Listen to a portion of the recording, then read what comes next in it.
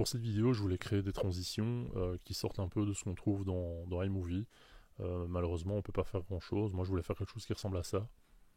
Et dans iMovie, eh ben on peut. Eh ben ouais, c'est ça la bonne nouvelle, c'est qu'on peut.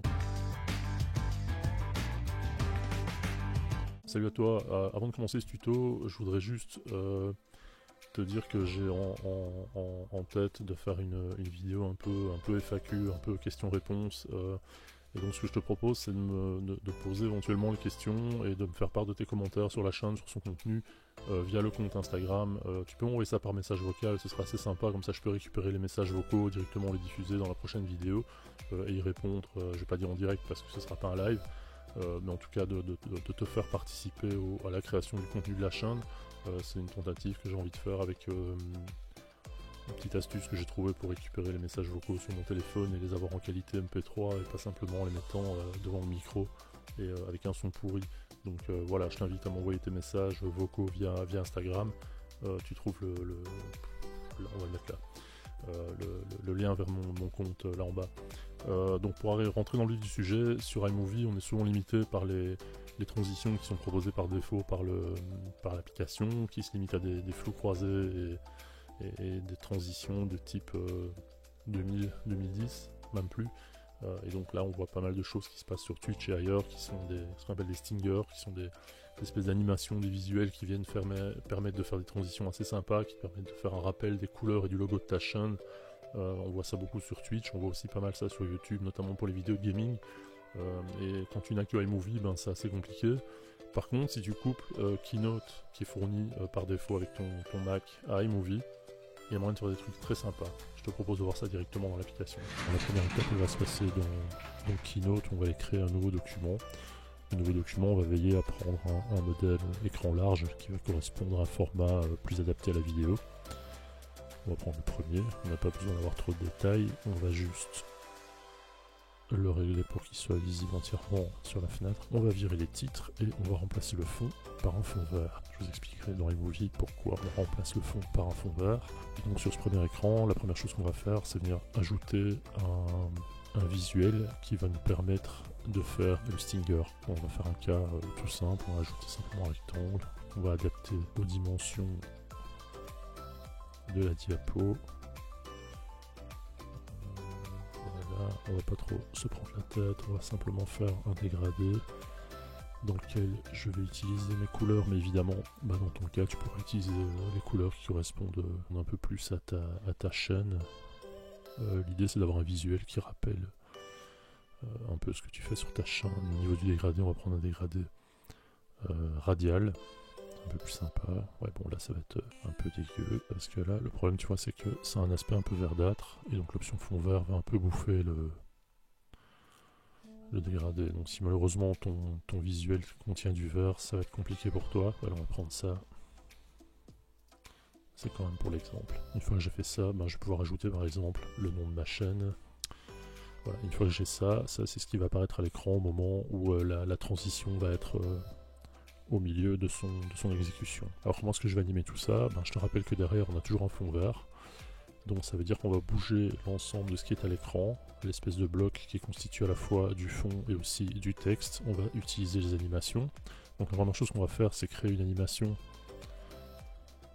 pour l'arrivée du bloc. Donc là on va pouvoir choisir différents effets. Je te laisse le soin d'aller voir ceux qui te conviennent le mieux. Ici je vais prendre l'exemple volet qui va permettre d'avoir ceci. Ça me paraît pas mal et donc on va lui dire que tu dois réaliser ça en 80. Voilà. Et le sens, ça c'est un peu à toi de voir si tu préfères de haut en bas, de droite à gauche, de gauche à droite. Donc ça ce sera la première animation. La transition va se lancer, il y aura un effet volet qui va arriver.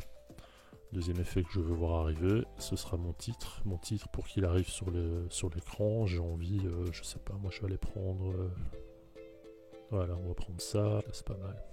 Et là on va lui dire tu dois faire ça, on modifiera de toute façon tout ça. Donc ça c'est ma deuxième animation. La troisième animation, mon titre va disparaître, donc il va sortir de l'écran.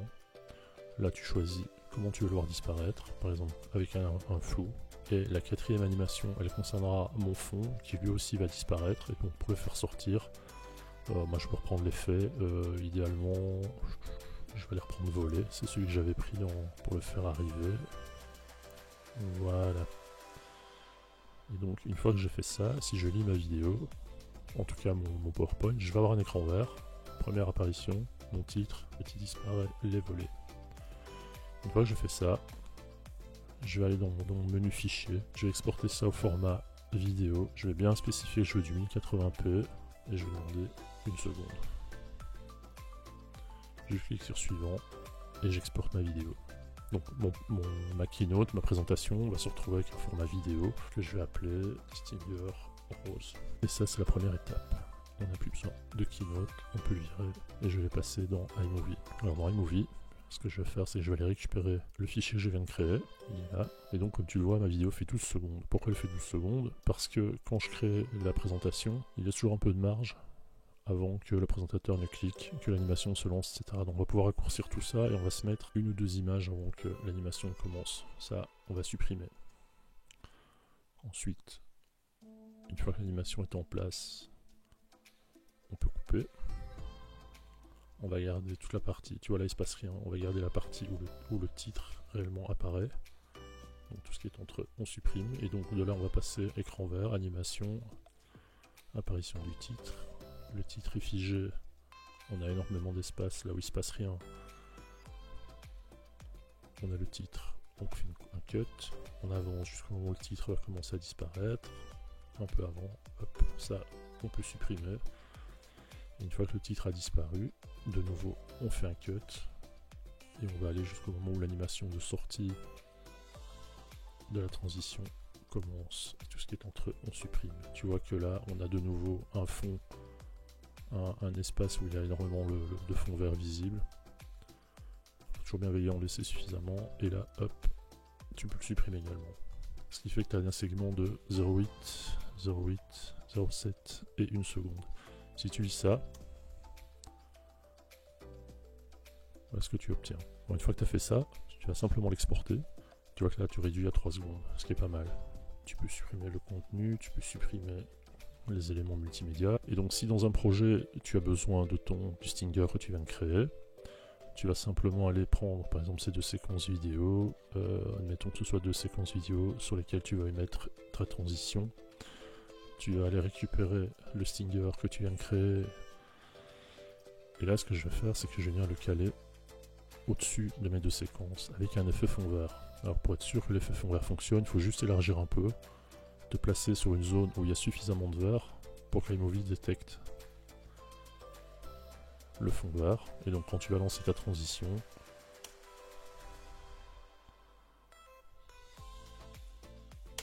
voilà ce que tu obtiens. Alors tu peux accélérer le mouvement évidemment en modifiant la vitesse. Tu peux accélérer, tu fais soit x2, x4, x8, x20. x20 tu verras plus grand chose, donc je te déconseille. x2 ça me paraît déjà pas mal.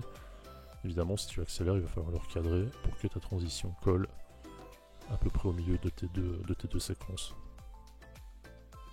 Voilà, donc ça c'était pour une version relativement simple. Alors après tu peux jouer avec des visuels un peu plus travaillés, par exemple avec un visuel et des bruitages, tu vas obtenir un truc un peu plus fini, où là j'ai opté pour un... Voilà, donc c'est le même concept, tu te mets sur la zone qui est en vert, tu précises au système que c'est un écran vert.